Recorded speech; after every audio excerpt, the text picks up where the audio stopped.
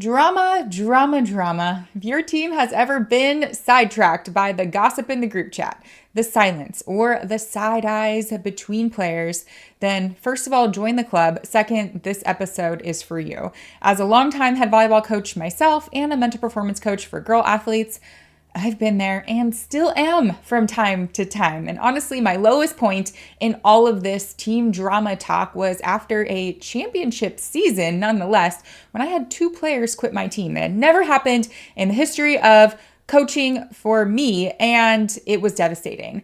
And as much as I can look to kind of what was going on with those individual players, I also had to look at my team culture and what was going on to cause two players to want to quit. So in this episode, we're going to talk about the real cause of drama and how to fix it at its source, a simple system that I started implementing after those two players quit my team, and things that have made a huge difference in our culture and lessened the drama that has happened, and what to do if you feel like you're already losing the locker room, like drama is already taken over and you're not really sure where to turn. So we're going to get into it. Before I do, I want to give a shout out to a coach in our community. This coach's name is Jackie. She is a head volleyball coach. She is using our plug and play elite mental game for teams system. It's our mental training system that makes it very easy for coaches to be able to facilitate mental training in as little as 30 minutes a week or less with their team.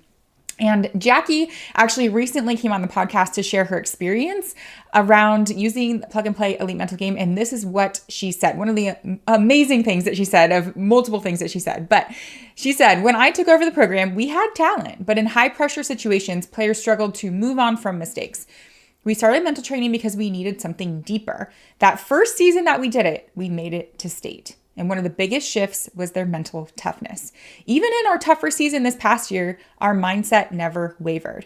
And I have to tell you this, we had a freshman who started off unsure, crying during games, pulling herself out. And 2 years later, she's our team captain, mentally solid. Her teammates look up to her. That kind of transformation doesn't happen by accident. It's because we trained it.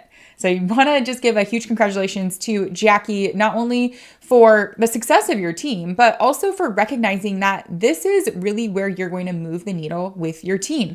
Yes, you can train physically, and you should. You should make sure that you're investing in the best resources so that your players can get better physically. But when it comes down to it, that's probably not the reason why you are struggling in games, just like Jackie, right? It's because your best players are crumbling when the pressure is on. It's because athletes don't know how to bounce back from mistakes, and they need to. They need to fast. Sometimes your bench is not very deep, so you need them back in the moment. And if you don't train those skills, then they don't have them to use them. That's a pretty simple concept. So Jackie, nice job for recognizing the need for that, for implementing mental training with your team, and also for being able to reap the benefits of it. All right, let's get into this episode. First, let's talk about the root cause of drama. I'll tell you right now, it comes down to confidence, not character. Okay. I will preface this that you can't control every single part of every single aspect of your program, right? All of your athletes come in from different backgrounds, different parenting, different situations, and you just are tasked with this, sometimes big task of figuring out how to get them all to work together, all these different personality styles, all these different, backgrounds that these athletes come from. So I just want to recognize that and give that a nod from the start, okay? But that doesn't give us a pass. We still have to figure out, how do we get everybody to work together? What do we do when there's drama looming under the surface? And I like to think of this as an inside out approach. So if you think of a target and there's only 3 layers deep in this target. So the innermost layer, let's just say that it's red and it's big, okay? That is where we start. And then you have 2 more rings as it goes out. So maybe you have a white one and a blue one. That's just for, just to kind of give you an image in your head. So we're going to start with the innermost part. And that is really your players' confidence and their mental game. So your team's confidence and mental game. Confident players actually don't create chaos, okay? They don't. If you remember the analogy of the crab that is trying to take other people back down in the bucket when other crabs try to escape a bucket, and then the crab pulls everybody else down, okay? That crab, you maybe have those type of people in your culture, and typically they're the ones that are the least confident. They're the most insecure with themselves. So you think to the person or the multiple people who are creating the most drama in your program, it's probably the ones that are the least secure in themselves. They are the ones that are not very confident for whatever reason. And so they're trying to pull other people down to make themselves feel better. Okay. So if you can kind of strip back to what we're really looking at here, we find that hurt people hurt people. Okay. And maybe they're not recognizing that like I don't really know what they're hurt about, but basically, we have found, and I'm sure that this rings true for you too, that confident athletes, confident players in your program are typically not the ones that are causing chaos and pulling other people down.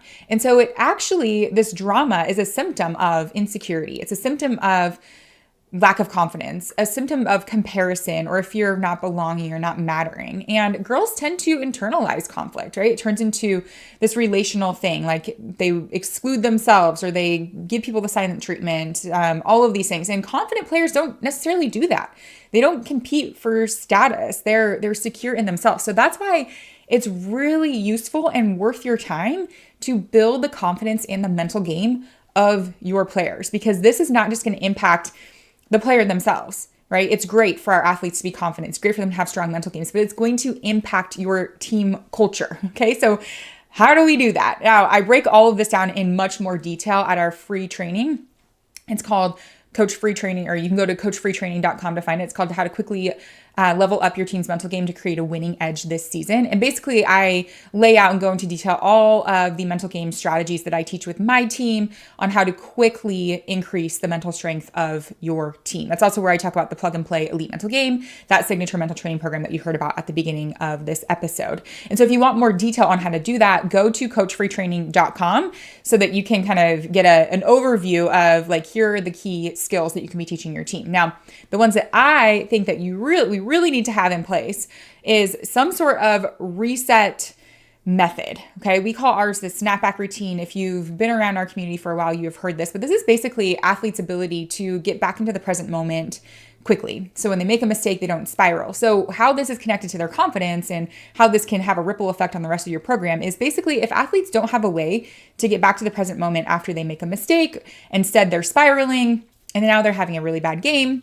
And now they're internalizing that game and their performance and feeling bad about themselves. And they're then going to potentially start to deflect onto other people and cause drama for why they played, how they want to play. It can be this like real terrible ripple effect. Instead, if they have just a quick way to get back to the present moment and get over that mistake, AKA by using a snapback routine, it's a lot easier. Okay. And now they're feeling more confident because they can actually like just get back. And they're also not causing like drama on the court or the field. So if you have players, and I've seen this in my coaching history, like, you know, they make a mistake and then they shut down and then they start like yelling at their teammates or not talking to their teammates. So, and then that causes all sorts of drama as well. So instead, they just have a simple way that they can reset. The snapback routine for us is a combination of a breath, a reset word at the top that is found based on their best playing moments and how they want to feel in that present moment. And on their exhale, they're doing some sort of reset signal. They're also training for those moments. They recognize when they are getting in situations that are causing them to spiral a little bit, and they have pre-planned and pre-visualized how they're going to respond. So it's really useful to give them a little tool like this, and it can actually prevent a lot of the extra drama that happens on your team, because now they're not shutting down, they're not blaming other people for their mistakes, they're not internalizing their failures and then feeling bad about themselves and pulling other people down. So I find that is one of the like biggest bang for your bucks when it comes to teaching mental skills, is some sort of failure recovery method like a snapback routine. The other thing is having a daily mindset routine, some carved out time before your practice. We spend 5 minutes at the beginning of practice doing something called 3, 2, 1 Brave. And this is a combination of like a journaling and reflection exercise where they're writing down their 3 affirmations based on their goals for this season. They're writing down 2 minutes of guided journals. So I have like journal prompts for them to help them kind of like get some stuff out. They're writing down what they're grateful for, 1 piece of gratitude, 1 piece of evidence that one of their affirmations is coming true. And then we do a simple like 3-minute visualization that includes some breath work. So all in all, that takes like 5 minutes at the start of practice. I am willing to give up 5 minutes of my practice time at the beginning for them to do their 3, 2, 1 Brave, because it focuses them so much. And now they're able to like key into what their goals are, and they're more focused also on gratitude. Like there's all of these wonderful benefits to making sure that their mind is in the right place and that they're letting go of some of the stress that they come into practice with. So it's very worthwhile not having to spend like half the practice trying to get their focus back, and they're not as distracted by other stuff that's going on. So those are two big things. And again, I talk about these in detail at that free training. So go to coachfreetraining.com if you want more strategies around how to make sure that you're building confident, mentally strong players. Okay. But honestly, that is where it starts. When we talk about the inside out approach and this target image, the middle part of it and building your athlete's confidence and their mental strength is really where it starts, because confident athletes typically don't create a bunch of chaos and drama and pull other people down because they're confident in themselves. Why would they need to do that? Okay. And so it's worth, developing just some really simple strategies, and we have it all laid out for you. Okay. Like I'm a mental performance coach, done this for many, many years in my program. The results have spoken for themselves. When we started implementing mental training about 6 years ago, that's really when it clicked, because I have high talent athletes as well, but we were falling apart and we were letting team drama kind of derail our season. And so when we started actually giving players tools to be able to handle this side of the game, which typically they're not taught how, that's really when it made a big difference. So 4 state championships later, and I'll tell you right now, my players will too, that mental training is worth it. They love being able to have tools to train the mental side of the game so that their physical game can pay off. Okay, so that's the first part. Second, I'm going to talk about kind of a lot in this second part around the structure to help drama stop before it starts. Because, and I know some of you are in this spot where you're like, well, it's happening right now, so I need some tools now. And we'll talk about that in part 3. Okay, I'll give you some strategies there. But if you do have some time to set some intentionality when it comes to planning your season and your culture, these are the things that I would have in place. This is what I changed between my season where I had a couple people quit into the next season. I spent that whole off season really doing a deep dive into what can we do. Mental training was a big one. Okay. So really like honing in on what those mental skills were, but then also setting up some systems to help be proactive when it comes to drama, okay? Like why drama actually happens. And one of the main reasons that drama happens is players are not sure what their role is on the team. So the first thing is to make sure that you have role clarity conversations with your players and have them early on. So we do something called the role clarity blueprint. I have an impact plan for every player that I give them within the first week of the season. And it tells them really straight up, like, here's what your strengths are, here's what you need to work on, here's what your role is on the team. So I've created roles on my team, and maybe you have too, but I challenge you to go a little bit deeper in your roles, to go beyond like starter versus non-starter.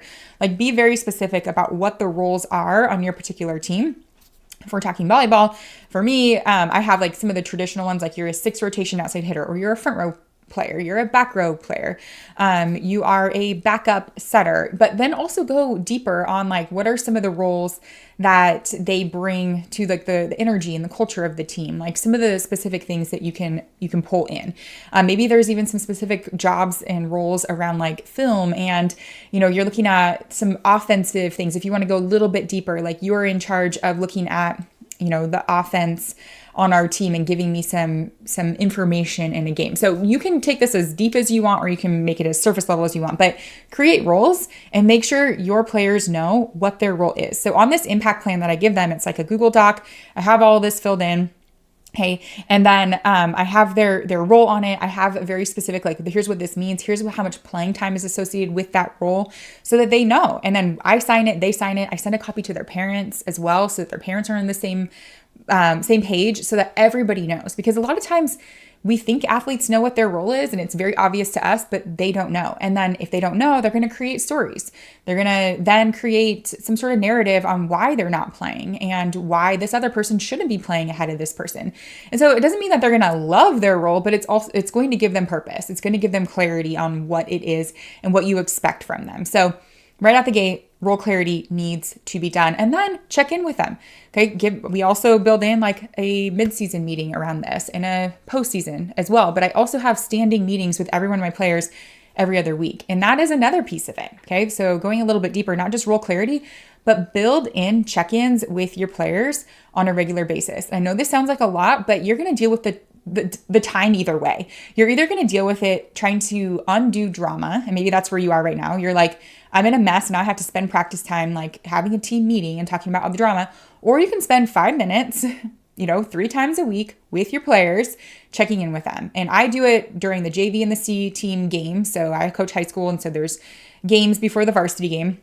I'm on the bench for some of the JV and C team games, but I tell my coaches and I tell my players, I also need to use 15 minutes of that time to meet with my players. So I meet with 3 players at the start of the JV or C team games, 5 minutes each. Okay. And I do this 2 times a week because we have 2 games a week, right? I have 12 players on my varsity team. So I'm able to meet with every player every other week. And just those 5 minutes actually provides so much insight to kind of what's going on with my players, but also allows them an opportunity to share any sort of concern that they have or a question that they have. And I'll tell you what, like just building that in is so important. And also it takes some pressure off your players, because you sometimes probably like me are like, I've got an open door, come talk to me whenever. But we also create some unintentional barriers around that, because it's like, well, now you're busy. Like if you're like me, I've got kids, I'm running into practice always. Like I don't have a lot of wiggle room, right? I have to leave pretty much right after practice as well, because I've got kids and I've got a family I got to get back to. And so we make it hard sometimes for our players, even though we say, come and talk to me whenever you want. So building in this time where they know, like, I have a standing meeting. And obviously if there's something more pressing, you can talk to them like before that time, but they know they have it built in. Okay. And just those touch points, just those check-ins can make a real difference when it comes to helping our athletes so that they're not creating stories in their heads of what's going on. Okay. So those are 2 quick tips. Another one, your leadership team. And this takes a little bit to develop, but if your leadership on your team is strong and you have systems in place where you have leaders who can be kind of checking the pulse of things and addressing things as they go, like that is a huge thing. So I have something created called the Leadership Core, and I actually have a video about this. So you can actually go check out that video. It's all about how to create leaders that actually lead. I break down what the Leadership Core is, what the role is, all the things related to the Leadership Core. So you can check that video out. I highly suggest that you go to there next. But basically what it is allows leaders on your team to have a specific role, not just say like you're a leader and they just do the coin flip and things like that. But they also meet on a regular cadence, and they're identifying issues in the program. They're identifying like what they need to step in and handle and what they need to bring to the coach. So allowing your leaders some autonomy in that and allowing them to kind of notice what's going on and keep a pulse on things can also be very, very helpful. The next little tip, behavior standards. And I'm sure we talk a lot about behavior standards at the beginning of the season, but then we forget to like reinforce them throughout or reference them throughout. So what are the standards of behavior when it comes to how you treat people on your team? And so some things that we fall back on in our program is talk to people, not about people. And so we really make it clear. And, gossip happens. And, it might happen even with you telling them that we talk to people, not about them. But what it's going to do is it's going to make people feel very uncomfortable when they do start to gossip, because it's like, we know that this is wrong and we know that this is not productive. And we tell our athletes, like, if you have an issue, you've got to go to the source. Okay. You cannot talk about people instead of to them, because it's just going to create more and more trauma and more turmoil. Right. Call up, not call out. So we talk about what it looks like to call up, meaning like engage with people instead of saying like, hey, you didn't touch the line, going with them and being like, hey, let's touch the line. Let's go. Let's do this. Being a leader in that way. Protect the locker room is another one. We talk a lot about like what goes on our team. And obviously this is within reason. Okay. Like what goes on, we protect our team. No one knows. People can talk and they can judge, but we protect each other and we don't engage in bad mouthing one another, especially with people outside of our locker room. Okay. And you can reinforce these by calling out and, awarding and praising, character weekly. So we do like player of the week, but it's all based on like standards like this, and engaging in really good ways to treat each other on the team. So you can praise it, you can reward it, and you can also make sure that you're emphasizing it by always coming back to you. Okay. All right. Another little tip that really helps with this drama, and I'm giving you a lot. Take what's gonna work for you. Okay. is make sure athletes actually have a way to resolve conflict when it comes up. Because a lot of times they're good at identifying it, but they don't know what to do. And that's not their fault. They're still learning, and it's our job to teach them how to do this. And so if we're just like, you got to resolve your conflict, they're like, I don't know how. Okay. They're probably just going to talk about it to somebody else. And then it's going to make it worse. And people are going to take sides, and it's going to become an issue. So we talk a lot about Brene Brown's very simple, clear is kind. Okay. And we need to teach them how to have hard conversations. So we teach them just 3 steps: state the facts, share the impact, ask for clarity or change. Okay. So state the facts. And I tell athletes, like, I identify this ahead of time, right? Plan your chat with somebody ahead of time. And if you need me to sit in to help you with your words or just to like be there, then great. Okay. So state the facts. Something like, you didn't acknowledge me in line.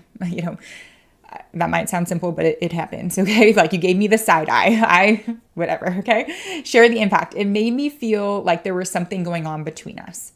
All right. Ask for clarity or change. Can you help me understand why you did that? Okay. Very simple. You didn't acknowledge me. It made me feel like there was something going on, or that you didn't like me. Can you help me understand, or can you help me clear the air? Okay. And so just very, very simple, like keep it simple. 3 steps: state the facts, state the impact, ask for clarity, or ask for change. And so allowing kids to have just like these very simple steps. And obviously there's a lot of nuance. We can teach sentence starters like I feel that, or the story I'm telling myself. Those are all really good, but just having them have like a framework is so important to helping them actually deal with conflict. Okay. All right. The last little tidbit I'll give you in this section of like how to like stop drama before it starts is open circle method. So this is another thing that I love. I started implementing this after those 2 girls quit, because I found that, especially with girls, we've got to connect. They like, in order for them to play for each other and to play well, they have to trust each other. And they don't trust each other if they don't know each other. And if they don't have an opportunity to know each other, there's no way that's going to happen. And so we have just a weekly meeting with my team. It's about 10 minutes long. We call it the open circle method, because we want everybody to be open and to be sharing. And we have a structure. It could be as simple as roses and thorns. So like highlights, lowlights from the week. But basically I'm having them reflect, and I have like kind of a series of questions that I go through. Reflect and share on things that are not volleyball related or not sport related.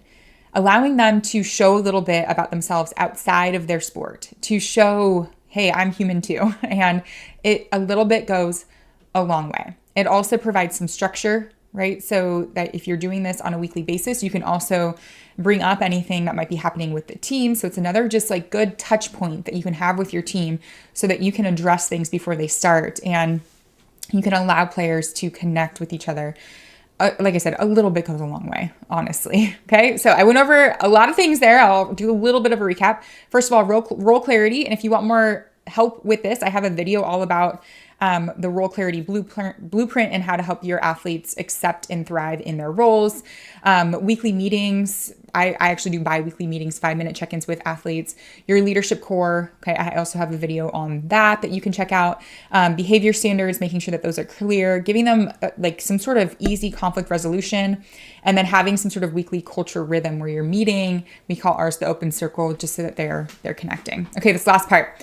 What do you do if team drama is already taken over? And maybe you're here because you're like, yeah, I didn't do any of that stuff. And it shows. Okay, that's fine. I was there too, and have been multiple times. And you sometimes think like, well, it'll all just work out, right? And then it doesn't. And you're like, shoot. Okay. Now, you don't need to rescue everyone, but it is your responsibility to kind of reset the culture and get back to it. And some warning signs around this are obviously isolation, sarcasm, click, silent. Maybe parents are starting to bicker a little bit. Don't ignore it. We've got to redirect it. Okay. So the first thing we can do is I would have one of those meetings where it's like, you know what, we've got to reflect. Something is impacting our culture. Something is impacting how we're playing. And it's not skill related. It has to do with something in our culture. So what's working, what's not, have people do that individually, journaling out, kind of reflecting, and then sharing out and modeling what that looks like to share. So as a coach, and I didn't really talk about this, but like the more that you model what it looks like to have open communication with your players, the more that they will do it as well. Okay. So reflect, reset, and reconnect. That's kind of the 3 things that I would go to. So have them reflect, like what's working, what's not, what's my contribution to this? What am I contributing positively to my team? How am I taking away from my team? That's always a good thing for athletes to reflect on. Reset. Okay. We've got to revisit our team standards and reassign roles if needed. Maybe if you have not done any role clarity, it's not too late to do that. Okay. Like just acknowledge that and be like, I haven't been clear on what everyone's role is on the team and what I expect from that. So moving forward, I'm going to be more clear about that. So reset, and I'm sure you have some sort of team standards, and likely we need to just kind of revisit what those are and then reconnect. So let's be intentional. Let's be intentional about how we're going to do this. And a lot of times sharing gratitude for one another is a really great activity. That simple thing, and this isn't going to solve all your problems, but, doing the thing where you're passing around one piece of paper and it has like every person's name on it and they have to like write one thing that they appreciate about that person on the team. It's just kind of a good way to reconnect. But also if there's like a specific issue, like between two players or something like that, like get those two players together. I find that it's really annoying. Players tell me this when we're trying to address an issue and it's really just between two players and you're addressing it like generally and broadly with the whole team. It's like, no, we've got two people who are causing problems. You need to like address it with them. And I'm not saying that this is clear, meaning it's not always like clear what the direction should be. It's sometimes can be a little messy. Sometimes you got to get parents involved. So that's another whole topic in and of itself. But the worst thing you can do is just ignore it and kind of gloss it over. So I would say if you're in it right now and you're in the thick of it, like the best thing you could do is just get everyone together, reflect, have them do that individually, reset, refer back to your team standards, and then reconnect with some sort of intentional activity where you are, realigning to what your goals are for the season. And then, pinpointing what those specific things are, those people are that are causing some drama on your team. And then I would do an overhaul. And that's kind of what I did. Like in the off season, I'm like, we've got to like do this, kind of cultivate the ground here instead of trying like figure out the weeds that are cropping up. Like we have to make sure that we're nurturing like the environment that these athletes are in. So that really is the best thing that you can do. And if you need more help with this, I've got tons of resources, coachbretraining.com, but also check out this next video around how to develop a role clarity blueprint for your team. Also impact plans are really great too. I have a whole video on that. So got you, coach. If you're in the thick of it, stay strong. Okay. I see you. I've been exactly where you are. And that's exactly why I've created resources to help you with that. All right, coach. I'm Coach Bre. I am the host of the Coach Your Game podcast and the co-creator of the Plug and Play Elite Mental Game. I will see you in the next episode.